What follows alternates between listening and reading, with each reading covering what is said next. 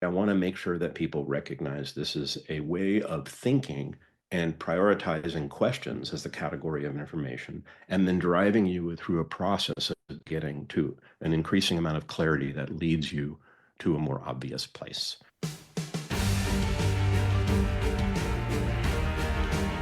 You're listening to Traction Heroes, digging in to get results with Harry Max and Jorge Arango.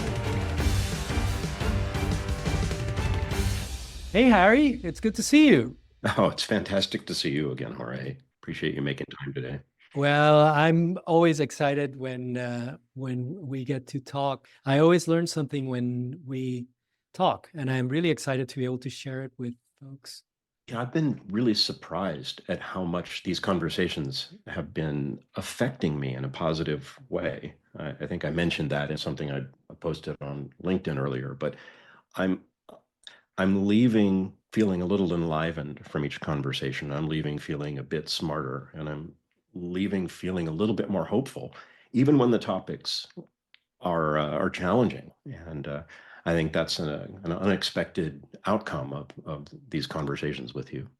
Well, so I'll say the same here, and I'm expecting that you've brought something to discuss, and I'm excited to know what that would be. Oh, I'm so excited about it too. uh, yeah, I posted something saying I'm going to predict that this reading is going to come from a book that's going to turn out to be my 2025 book of the year. So in December, we'll see if that's true. But here goes. To remain grounded in the sphere of what you know and control, cultivate a habit of asking yourself better questions. The brain operates with a question-answer mechanism. It continuously assesses the surroundings with questions and then conjures answers. This typically happens subliminally and instantly, faster than you can notice. You can, however, participate consciously in this process and influence your thoughts and feelings by introducing your own questions. When you introduce a question into conscious thought, the mind is compelled to come up with an answer. The problem is that it's all too common to default to reactive, negative, and sometimes emotion-laden questions such as, why am I so bad at this? Or, why can't I succeed? Your brain will immediately begin to give you answers to these, yet the answers will not lead to enlightenment. Rather, they will spiral you into further negativity and anxiety. Masters of uncertainty steer their thoughts with better, more effective questions, questions that center on what they can ascertain and influence. Well aware that knowledge morphs into power, they prime their minds with inquiries like, what do I know? What can I control? The brain can't help but answer these questions in ways that you put at the helm. These are inquiries that empower and hone your focus on traversing uncertainty, not succumbing to it. There's a lot coursing through my mind. One of my favorite movies is Eight and a Half by Federico Fellini. And one of the characters in that movie is the critic. Mm-hmm. And the critic is constantly sitting next to the director, basically doing this running commentary on what's going on. And the sense I get is that this reading has to do with this inner critic that we have in us, at least partly. What is it from? So this book just came out, and it's called Masters of Uncertainty. It was written by Rich Divany, and the subtitle is The Navy SEAL Way to Turn Stress into Success for You and Your Team. And there are lots of books that I read them and I think, oh, I'm going to go back and reread that one. And then there are books where I say, oh, I got to get the Kindle version so I can search it. And then there are books where I think, oh, I got to get the hard copy so I can mark it up. So I already started rereading this one. I already ordered the Kindle version and I already ordered the hard copy because this is a fantastic book that really underscores the idea that you have to start with self. And it gives such clear instruction for where to start with self in terms of improving your ability to deal with unprecedented times and the challenges that we're facing in our personal lives, with the folks that we're working intimately with, and in the organizations where we're, navigating toward whatever business or civic or, other outcomes we're aiming for. So I was kind of blown out of the water here with this particular one. And I just loved the idea that you can train yourself to ask better questions simply because it forces you to start answering things about the environment that you're in to help you navigate the situation you find yourself in. When you read that part about the questions, where my mind went was our conversation about mental models. And the questions felt like a probing mechanism to build a mental model. And I think we talked about dungeon crawler games in a previous episode, this notion that you start without knowing the map. And as you traverse the terrain, you build out the map, right? Mm-hmm. And the questions might be the mechanism that it's like a flashlight, right? Like that lets you see the walls of the dungeon somehow. Totally. I don't remember if we talked about this in a previous conversation or not, but did we ever talk about my open questions framework? I don't think we have. Okay.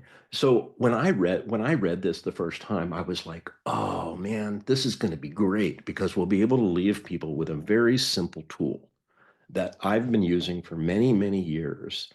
And I've had a lot of feedback from folks that I've worked with, folks who've worked for me, clients, and so on and so forth, that have told me, among the, hundreds of tools that I bring to bear, people often come back to me about this one. They're like, whoa, how did that work again? Can I use that? That's really helpful. And it's a really simple 4-column framework. And the idea is that in almost any circumstance, there's a controlling question. The challenge is sometimes identifying it and then figuring out what to do with it. And so the idea is in a column, in a spreadsheet, or however you want to do it, you write down what your questions are.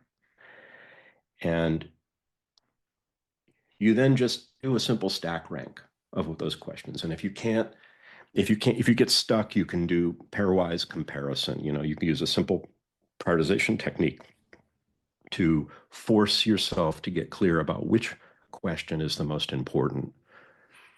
And that's helpful, but what's really helpful is having them in a structure that I'm about to share with you. So let's just say you've managed to prioritize the questions. Let's say you've got 5 questions and you've got those in your first column. The second column is, what do you think the answer is for each question? And that way, if it's purely, I have no clue. Okay, fine. Really? You have no clue. You have no information. You have no thoughts. You have no hypothesis. You have nothing. Okay, well, that's possible. But in all probability, you've got some semblance of an idea that addresses the question. It might be completely 100% wrong, but you still have a sense of it. The next column is, where am I likely to find the answer? And I typically like to point to a who, like who has the answer, but it could also be an information source, right? And the next column is, what is the next step to find the actual answer? And it's not always as straightforward as it seems, because let's say that information source is buried somewhere and you have no idea how to get to it. Maybe it's going to take you 3 levels of indirection to go find it or get to it or whatnot. And so the next action is going to nudge you down the path of getting you closer to the reveal of what the actual answer is. And then the last column, and I'm going to wreck my own framework here because I'm going to add a column. The last column is, what's the actual answer? What did the actual answer turn out to be? And I know for myself, I often then sketch out, what are the implications of that? So a 5th column, because often the getting to the actual answer from the question that I had leads to a set of thinking, or leads to, or points to a decision, or decisions that need to be made, or it suggests things that sometimes it's helpful to spell those out explicitly. And I call this the open questions framework because you could just call it the questions framework, but I want to leave it open, right? I want to make sure that people recognize this is a way of thinking and prioritizing questions as the category of information, and then driving you through a process of getting to an increasing amount of clarity that leads you to a more obvious place. And that's what I thought of when I read this, because I do that pretty naturally. I don't think I do it with the level of precision that the author, Divani, is asking us to do in situations of uncertainty. I definitely want to press on that. But I felt like, wow, this is basically validating why this approach that I've been using, and somebody must have taught it to me. I don't think I made it up. I don't know where it came from, but I've been using it for years to very positive effect. I remember you and I talking a long time ago, and you talking about questions. So it's certainly a topic that's been top of mind for you for a long time. Yeah. I was hoping that you would clarify. I think I'm pretty clear on columns 2 through 5. I'm not as clear on the very first column. So you said write down the questions and kind of stack rank them, but you also said that there is something you call the controlling question. Yeah. The way that played to me is like somehow there's what these questions are in service to, or like the question. Can you clarify the difference between the controlling question and this first column? Sure. I think what you've done is you've put your finger on something implicit in the structure, which is, to me, the first question's the only one that matters. It's the controlling question. That may or may not turn out to fundamentally be true, but that's how I think about it, which is, if you understand what the single most important question is, that's your controlling question. And almost invariably, you'll find that the questions underneath it are not the ones that matter the most, somewhat by definition, but also that they tend to be subservient to the answer that comes out. I know that I mentioned this in a previous conversation, but the model that comes to my mind and hear you talk about this is Roger Martin's cascading choices framework, right? Mm-hmm. Where there is a set of questions that the business must ask itself, and they are prioritized.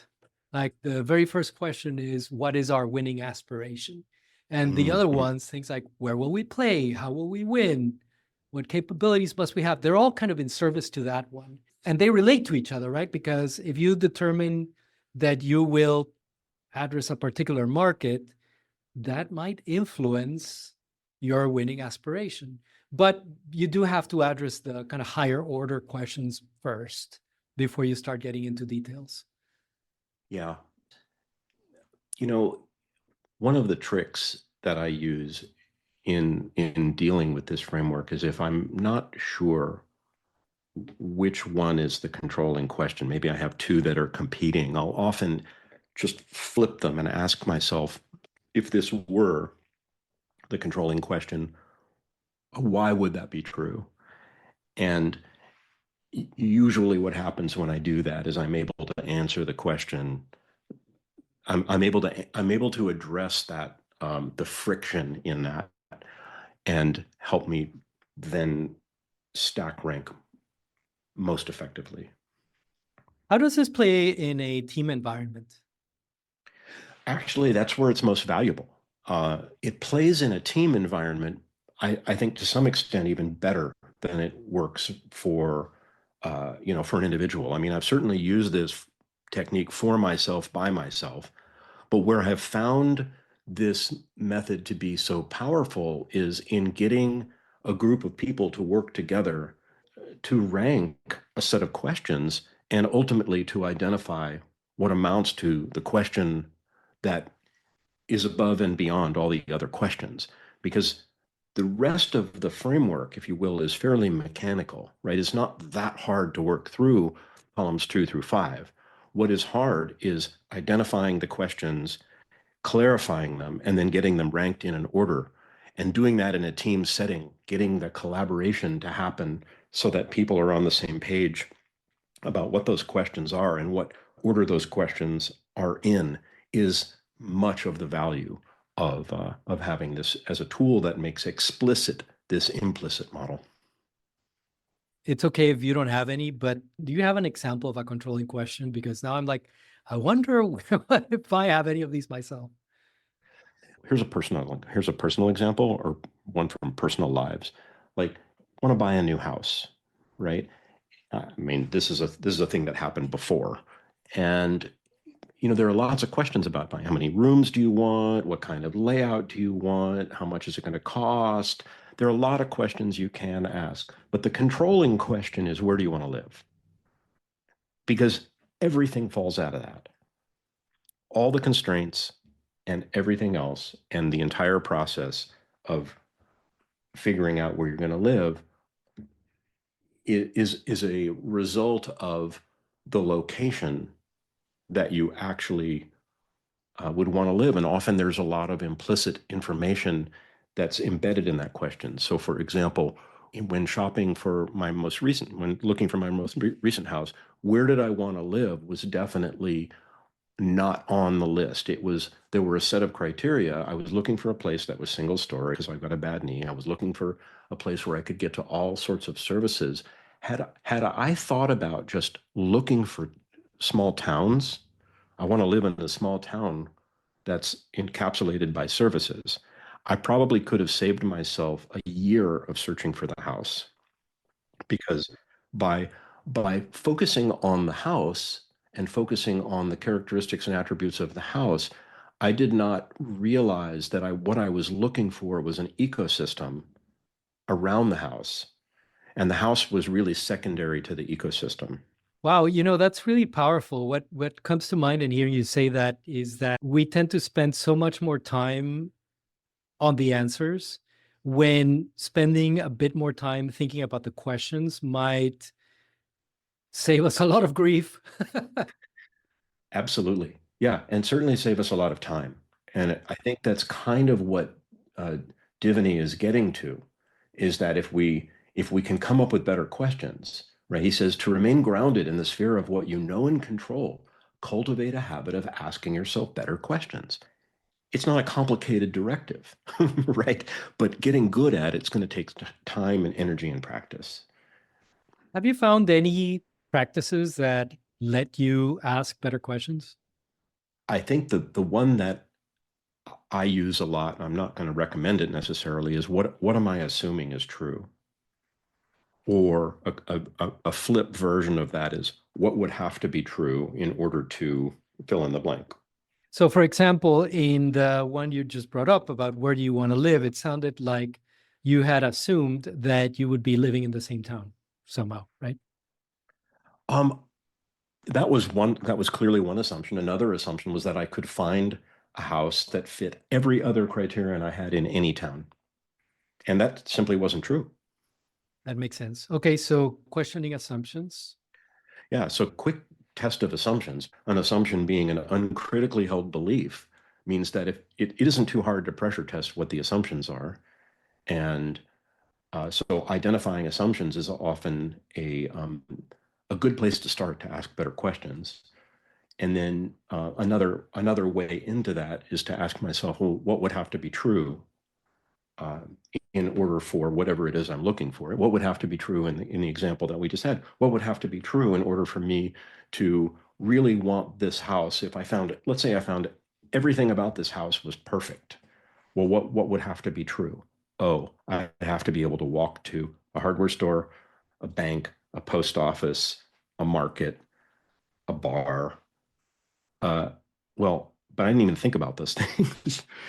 Maybe I'm asking myself the wrong question. Maybe I should be thinking about what towns and what would the proximity to that town need to be in order for me to find a house that would satisfy me.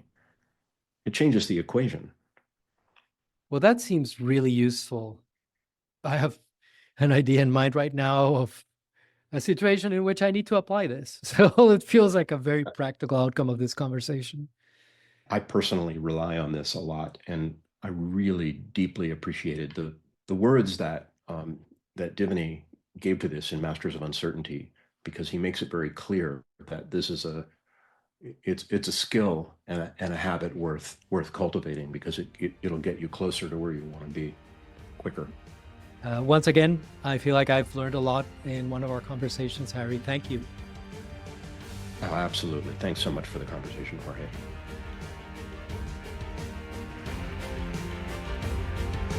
Thank you for listening to Traction Heroes with Harry Max and Jorge Arango. Check out the show notes at tractionheroes.com. And if you enjoyed the show, please leave us a rating in Apple's Podcasts app. Thanks.